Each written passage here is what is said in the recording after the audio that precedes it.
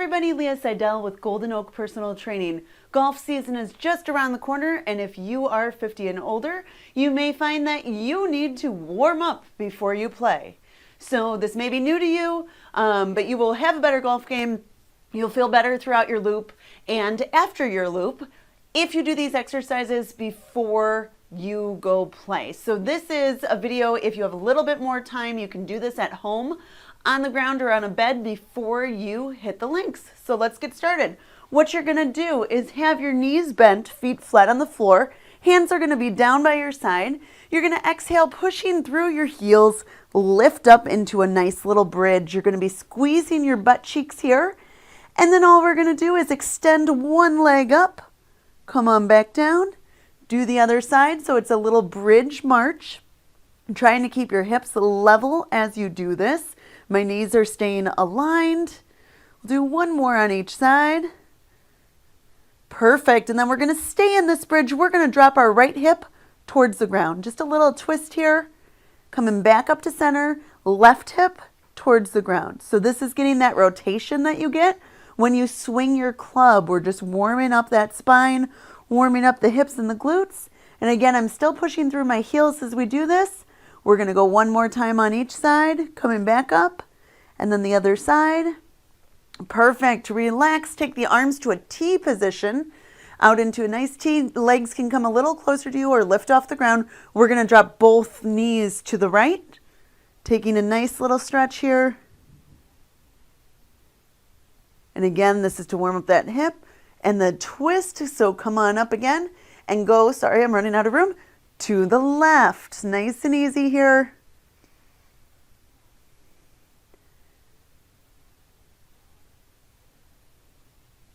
Just a few more seconds. Perfect. Come on up. We'll go to the right one more time.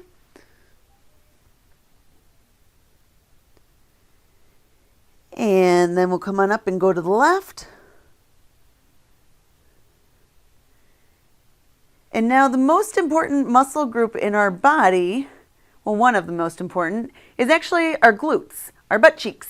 And that's the biggest muscle in the body. So what we need to do is make sure that it is firing correctly. So we're going to straighten the legs out. We're going to squeeze our left cheek and then our right cheek. And try to notice which side is firing better. Is there a stronger contraction on one side than the other? If one side feels weaker than the other today, we're going to squeeze that side. So you're squeezing on the weaker side 5 to 10 seconds and then release and do it again. 5 to 10 seconds here and release and do it again. And what should happen as you do 3 to 5 repetitions of this hold is that the weaker cheek starts to contract a little stronger. And we want that because we want our muscles to be activating evenly. All right, very good. And then the next one we're going to do, I got to move this ball out of the way. Maybe. Nope. Okay. We're going to drop our toes, our pinky toes, towards the ground and hold here. And you may feel this in the outside of the hips. And this is an isometric contraction, again, just helping the hips with external rotation. And then we're going to separate the legs a bit and go big toes in towards each other, like pigeon toes, sometimes people call it that. You're keeping the legs straight, the glutes relaxed as you did this. And again, if you feel more sensation going out versus in, go to the one that you feel more of. Today I feel going out more than in, so I'm going to use that. And hold 5 to 10 seconds, reset, hold 5 to 10 seconds. And what you should find is this gets easier over time. And this is resetting the communication between the brain and the muscles so that the muscles fire correctly when you're on the course. One more here.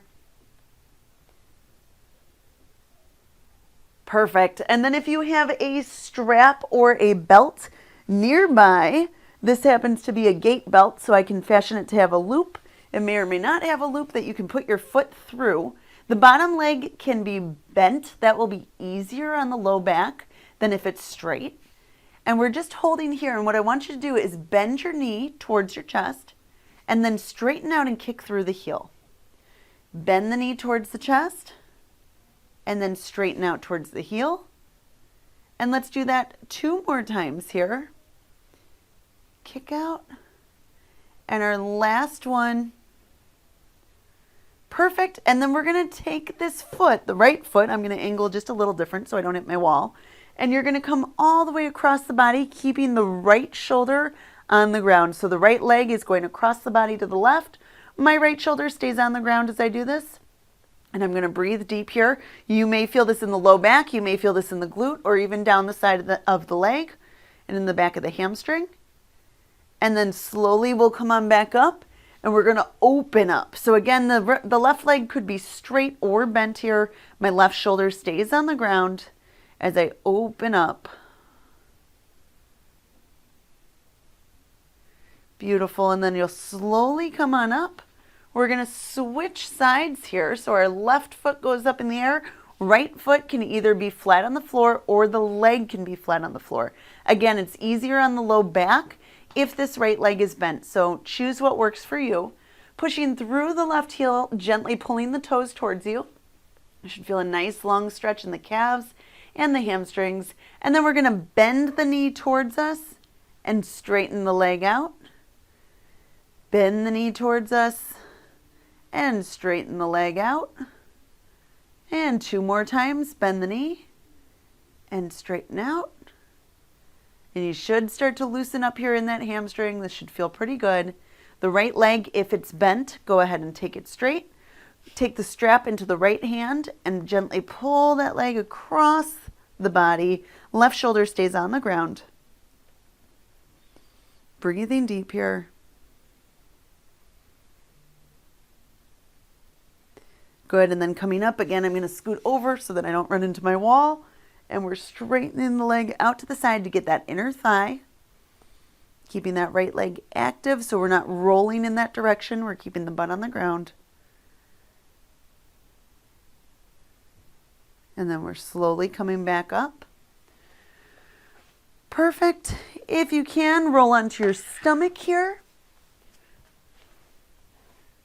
We're going to take a little cobra so the shoulders roll back and down, shoulder blades pull together. You're pressing into the ground here, lifting the chest up. If you feel like you need a little more stretch, you can go ahead and put your palms on the ground and gently press up, keeping the elbows squeezing into the body. Shoulder blades stay away from the ears. And then we're going to push all the way back into child's pose. So I would recommend keeping the feet together. The knees can be as wide as your yoga mat. You're going to sit back with the legs long. Forehead can come to the ground if you can reach, or you could be up. If this bothers your knees at all, you could keep the tailbone high and go here instead. So either way works. Pick which one is best for you, and then we'll slowly keep the hips centered and walk our hands to the left. Taking a nice big stretch down the right side of the body. And then we'll walk the hands over to the right, and you'll get a big stretch down the left side of the body. And then our last one, we're going to come back to center. We're going to push up onto all fours, bring the knees underneath the hips, hands underneath the shoulders. You're going to tuck the tailbone, tuck the chin, arch the back in a cat. Breathe deeply. And then as you exhale, drop the belly, lift the tailbone, lift the head, and pull the shoulders away from the ears. This is your cow, so this is a yoga move if you're unfamiliar. Rounding again, tucking the tailbone, tucking the chin. Breathing deep. And then on an exhale, drop the belly, lift the tailbone, lift the head, pull the shoulders down for cow. And we'll do one more round like that.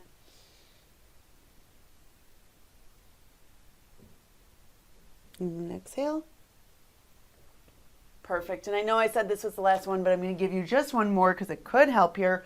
One foot in front of the other. If you're on the ground, if you're on the bed, this one might be hard to do. But if you're on the ground and the knees feel okay, you can go ahead and try this one. So we're going to tuck our tailbone under. Again, I just was in this neutral position, pulling the tailbone under. I'm staying tall here.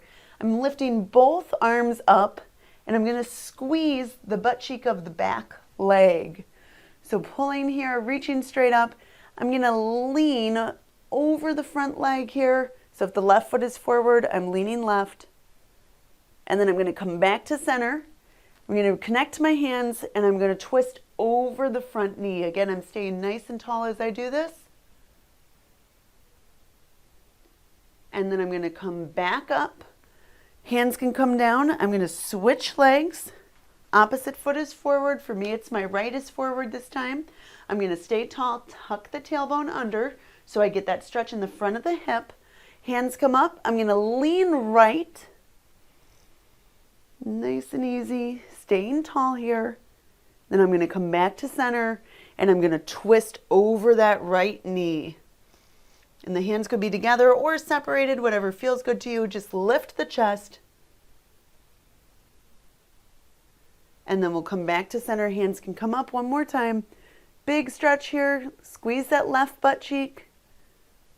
And then come on down with the arms. We'll stand all the way up. Take a big breath in. Big exhale, hinging from the hips. Nice flat spine. Come on down as far as you can comfortably. Back up you go.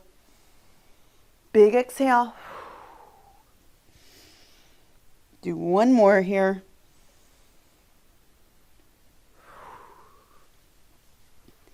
And then come on up nice and slow. Roll those shoulders back and down. And you are all warmed up and ready to hit the links. Enjoy.